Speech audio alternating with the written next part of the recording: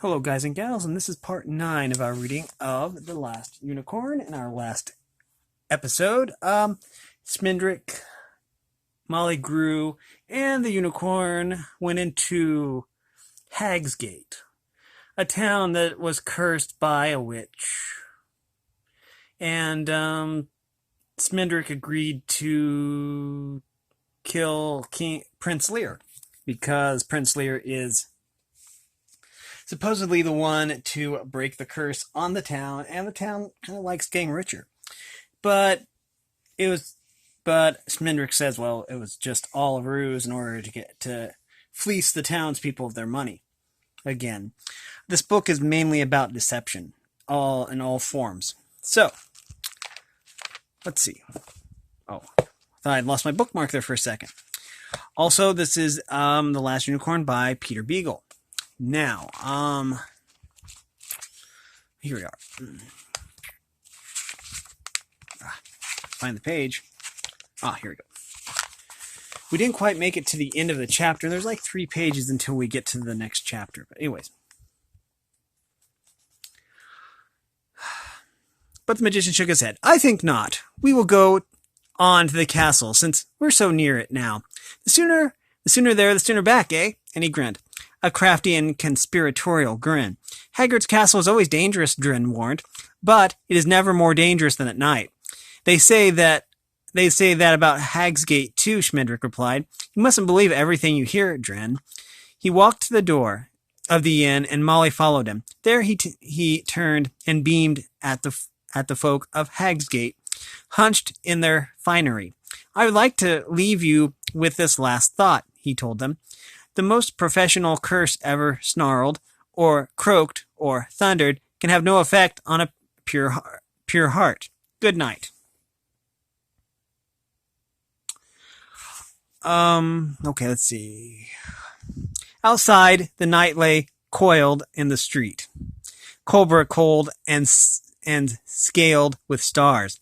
There was no moon. Smindrick stepped out boldly, chuckling to himself and jingling his gold coins. Without looking at Molly, he said, Suckers, to assume so lightly that all magicians dabble in death. Now, if they had wanted me to lift the curse, I might have done that for no more than the meal. I might have done it for a single glass of wine. I'm glad you didn't, Molly said savagely. They deserve their fate. They deserve worse. To leave a child out in the snow. Well, if they hadn't, he couldn't have grown up to be a prince. Haven't you ever been in a fairy tale before?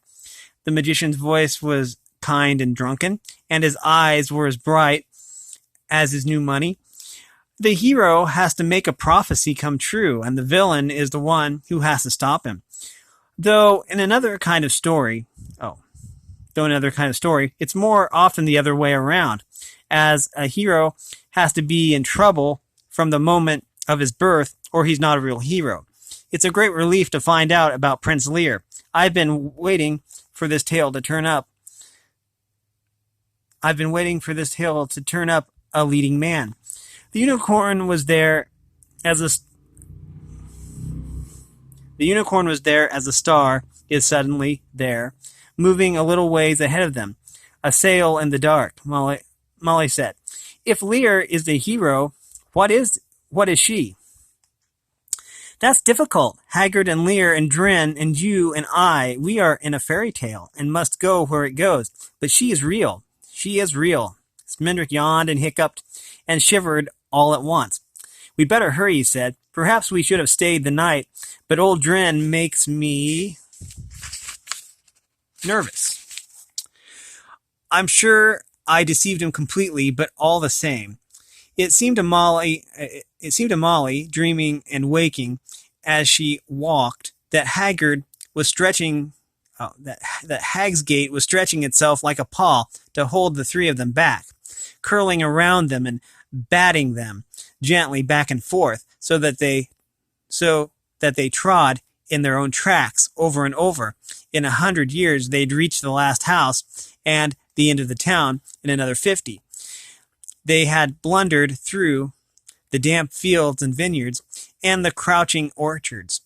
Molly dreamed that sheep leered at them from treetops, and that cold cows stepped on their feet and shoved them off the withering path. But the light of the unicorn sailed on ahead, and Molly followed it, awake or asleep. King Haggard's castle was stalking the sky, a blind black bird that fished the valley by night. Molly could hear the breathing of its wings, the breathing of its wings. Then the unicorn's breath stirred in her hair, and she heard Smindrick asking, "How many men?" "3 men," the unicorn said. They have been behind us since we left Hagsgate, and now they are coming swiftly. Listen."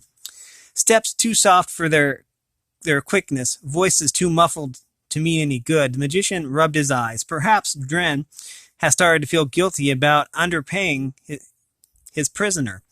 He murmured, perhaps his conscience is keeping him awake. Anything is possible. Perhaps I have feathers. He took Molly by the arm and pulled her down into a hard hollow by the side of the road. The unicorn lay nearby, still as moonlight. Daggers gleamed like fish trails on a dark sea. A voice suddenly loud and angry. "I tell you, we've lost them. We passed them a mile back, where I heard that rustling. I'm darned if I'll run any farther." "But still," a second voice whispered fiercely, "do you want them to escape and betray us? You're afraid of the magician, but you'd do better to be afraid of the Red Bull. If Haggard finds out about our half of the curse, he'll send the bull to trample us all into crumbs." The first man answered in a softer tone, "It isn't that I'm afraid. A magician without a beard is no magician at all. But we've wasted our time." They left the road and cut across country as soon as they knew we were following. "We could chase along here all night and never come up with them." Another voice, wearier than the first two. We have chased them all night. Look over there. Dawn is coming." Molly found that she had wriggled halfway under Schmendrick's black cloak and buried her face in a clump of spiny dead grass. She dared not raise her head, but she opened her eyes and saw that the air was growing strangely light. The second man said, "You're a fool. It's a good 2 hours to morning, and besides, we're headed west." "In that case," the third voice replied, "I'm going home." Footsteps started briskly back up the road. The first man called, "Wait, don't go. Wait, I'll go with you." To the second man, he muttered hastily, "I'm not going home. I just want to retrace our path a little ways. I still think I heard them, and I've dropped my tinderbox somewhere." Molly could hear him edging off as he spoke. "Darn you for cowards," the second man swore. "Wait a moment. Then, will you wait till I try with what Dren told me?" The retreating footsteps hesitated, and he chanted loudly, "Warmer than summer, more filling than food, sweeter than woman, and dearer than blood." "Hurry," the third voice said. "Hurry. Look at the sky. What is this nonsense?" Even the second man's voice was growing nervous. "It isn't nonsense. Dren treats his money so well that it cannot bear to be parted from him. Most touching relationship you ever saw. This is the way he calls to it." He went on rapidly, quavering a little. "Stronger than water and kinder than dove, say the name of the one you love."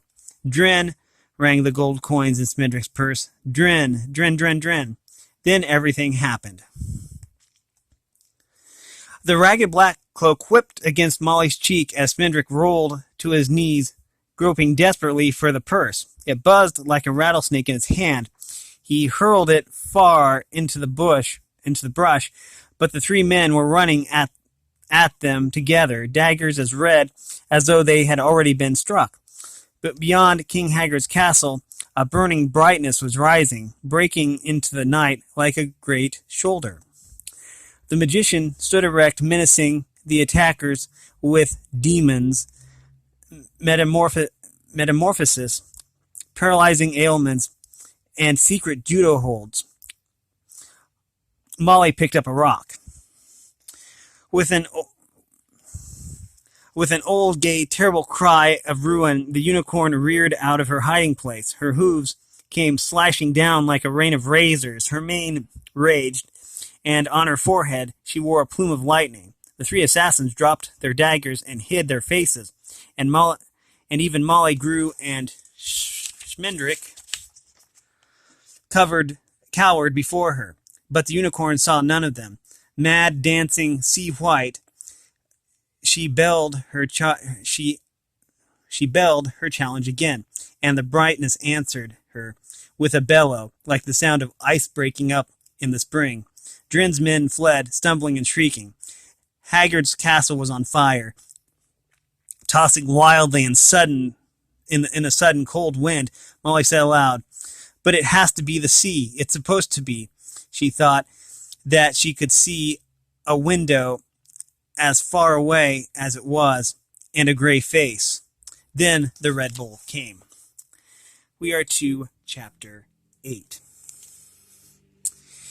He was the color of blood, not from springing blood of the heart, but the blood that stirs under an old wound, that never really healed. A terrible light poured from him like sweat, and his roar started landslides flowing into one another. His horns were as pale as scars.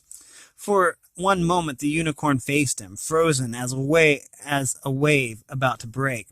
Then the light of her horn went out, and she turned and fled. The Red Bull bellowed again and leapt down after her.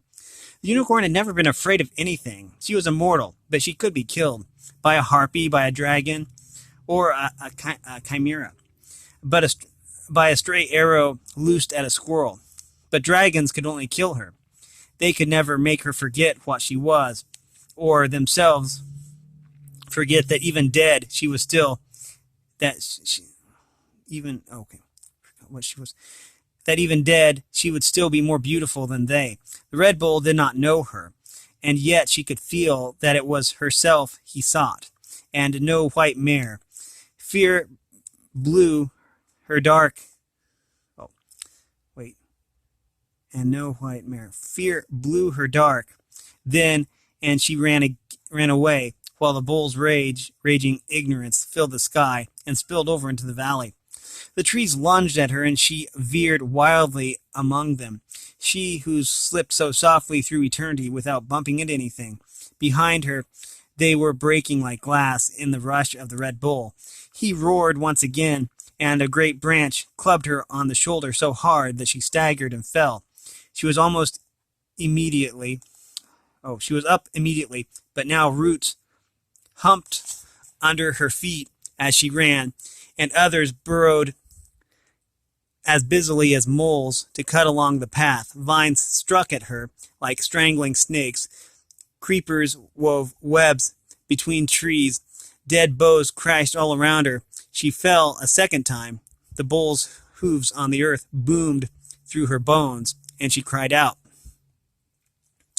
She must have found some way out of the trees, for she was running on the hard, bold plain that lay beyond the prosperous pasture land of Hagsgate. Now she had room to race, and a unicorn is only loping when she leaves the hunter kicking his burst and sinking horse. She moved with the speed of life, winking only one body to another, or running down a sword, swifter than anything burdened with legs or wings. Yet without looking back, she knew that the Red Bull was gaining on her, coming like the moon, and swollen hunter's moon. She could feel the shock of the livid horns in her side, as though she had already been struck. Ripe, sharp corn stalks leaned together to make a hedge at her breast, but she trampled them down. Silver wheat fields turned cold and gummy when the bull breathed on them. They dragged at her legs like snow. Still she ran, bleeding and defeated,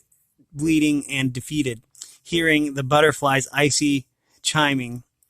They passed down all the roads long ago, and the Red Bull ran close behind them. He had killed them all.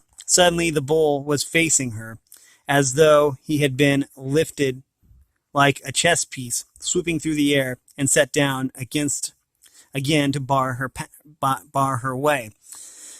He did not charge immediately, and she did not run. He had been huge when she first fled him, but in the pursuit he had grown so vast that she could not imagine all of him. Now he seemed to curve with the curve of the bloodshot sky, his legs like great whirlwinds, his head rolling like the northern lights, his nostrils wrinkled and rumbling as he searched for her, and the unicorn realized that the Red Bull was blind. If he had rushed her, then she would have met him, tiny and despairing, with her darkened horn. Even though he stamped her to pieces, he was swifter than she. Better to face him now than to be caught running. But the bull advanced slowly, with a kind of sinister daintiness, as though he were trying not to frighten her, and again she broke before him. With a low, sad cry, she whirled and ran back the way she had come, back through the tattered fields and over the plain, towards King Haggard's castle, dark and hunched as ever, and the Red Bull went after her, following her fear. Smendrick and Molly had been spun away like chips when the bull went by. Molly slammed breathlessly and witless against the ground, and the magician hurled into a tangle of thorns that cost him half his cloak and an eighth of his skin. They got up when they could and went limping in pursuit, leaning on one another. Neither one said a word. The way through the trees was easier for them than the unicorn. They found it. The way through the trees was easier for them than the unicorn had found it, for the Red Bull had been there since. Molly and the magician scrambled over great tree trunks, not only smashed but trodden halfway into the ground, and dropped to hands and knees to crawl around crevasses they could not fathom in the dark. No hooves could have made these.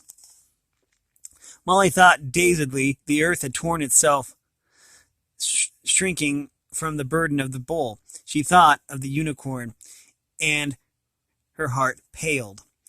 When they came out on the plain, they saw her, far and faint, a tuft of white water on the wind, almost invisible in the glare of the Red Bull. Molly grew a little crazy with weariness and fear, saw them moving the way stars and stones move through space, forever following, forever alone. The Red Bull would never catch the unicorn, not until now. Caught up with new, bygone with begin. Molly smiled serenely. But the blazing shadow loomed over the unicorn until the bull seemed to be all around her. She reared, swerving, and sprang away in another direction, only to meet the bull there, her head lowered and her jaws drooling thunder. His jaws drooling thunder. Again she turned, and again backed and sidling, making crafty little dashes to this side and that, and each time the Red Bull headed her off by standing still. He did not attack, but he left her no way to go save one. He's driving her, Smendrick said quietly. If he wanted to kill her, he could have done it by now. He's driving her that way. He's driving her the way he drove the others, to the castle, to Haggard. I wonder why. Molly said, "Do something." Her voice was strangely calm and casual, and the magician answered her in the same tone. "There's nothing I can do." The unicorn fled once more, pitifully tireless, and the Red Bull let her have room to run, but none to turn. When she faced him for a third time, she was close enough for Molly to see her hind legs shivering, like those of a frightened dog. Now she set herself to stand, pawing the ground wickedly and laying back her small lean ears, but she could make no sound, and her horn did not grow bright again. She cowered when the Red Bull when the Red Bull's bellow made the sky ripple and crack, and yet she did not back away. "Please," Molly Grew said, "please do something."